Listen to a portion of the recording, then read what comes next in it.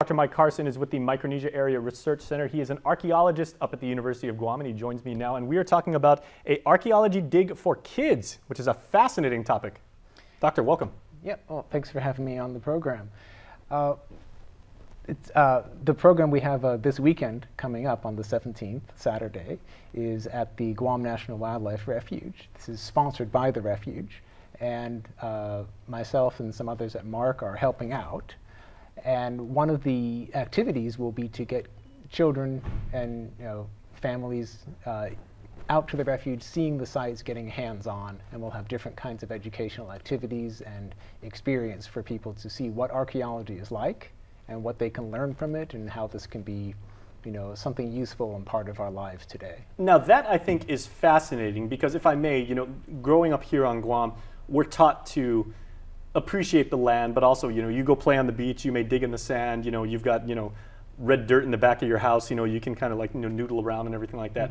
But as a professional archaeologist, why would this field of study be so attractive to young Guamanian kids? Because it is quite literally like a discipline where you're poking around. Yeah, archaeology is one of those interesting fields where there's so much you can learn from reading books or in lectures and in classrooms, but you need to get hands-on, and learn about it. So it's really a physical activity, it's your whole mind and body kind of activity. So it's good for children to be involved in these kinds of things. Maybe archaeology isn't what you want to do with your entire life, but it's something you can enjoy and appreciate in one way or another. Also, living in Guam, archaeology is all around us, all the time. You may not know it, but there's things in the ground or in the environment around you or in the landscape where you live that are important and affect all of us, all of our lives today. So we get 2 or 3 stories a year where people say, like, there have been ancient Chamorro remains that were discovered in a construction site, or, there were World War II, there's ordnance that was found. We get that kind of stuff like a lot. Right, that happens very, very often. But when you think of it this way, the Guam and the Mariana Islands, in general, are sort of famous right now in world archaeology as having like the oldest cultural sites, in the Pacific region. So it's like more than 3,500 years of people living in these islands. So there's some important, unique lessons you can learn here that you can't learn anywhere else about how did people live in this environment for such a long time when things are changing, with climate and sea level and the forest and also the population and learning new things. All right. Well, you of course come from San Francisco. This must be heaven on earth for you to have such a rich tapestry to do archaeology work out here. Yeah, it's wonderful.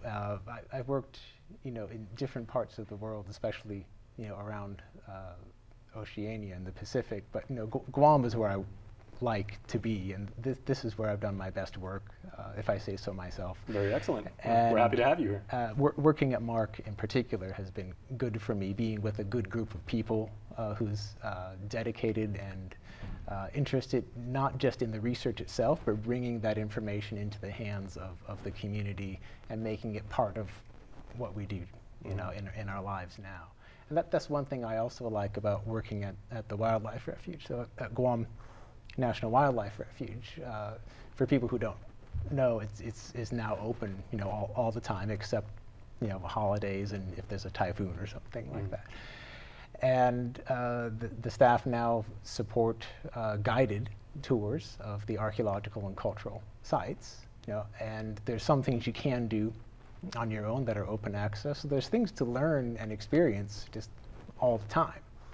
And working there as an archaeologist, I've been able to sort of unfold, this long, long cultural history of this place. So everything is represented in one place, from the first time people were living in the islands all the way up through the time when we have a laddie village there and the Jesuit, Spanish contact, and everything's in one place, which is very unusual in archaeology to see something like that. Well, to make sure that work is preserved, of course, this is a event geared for children, and that's a very broadly defined age range. So who are you looking for? Like elementary all the way up to college age? It's not just for children, it's for everybody. Okay. But there are certain programs where specifically the staff at the refuge are gearing this toward children to be involved in hands-on activities.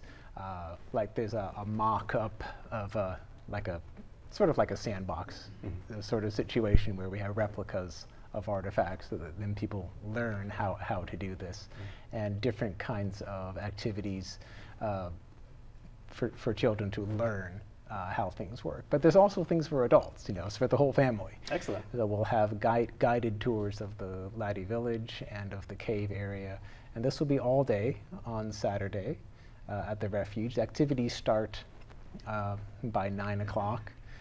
The gate will open at 7:30 in the morning, so you can enjoy being at the beach. And there'll be time to enjoy those activities and still get over to the book launch that we have at Mark. Very good. That's at Two Lovers Point at 3 o'clock. Well, we do have to go to commercial break, but before we do, I just want to say, do people have to register, or can they go online, or do they just show up? No, you just show up. Excellent. Yeah. Do they have to bring anything, like maybe like gloves, digging materials? No, just be prepared for the heat. And if you're going to be out hiking to explore the sites, then bring your water and dress appropriately for the hot weather. Very cool. That's what everybody does anyway. So it's educational, it's fun, and it's free. That's right. All right, 3 for 3. All right, thanks so much, Doc. We appreciate it. You're welcome. All right, please stay tuned.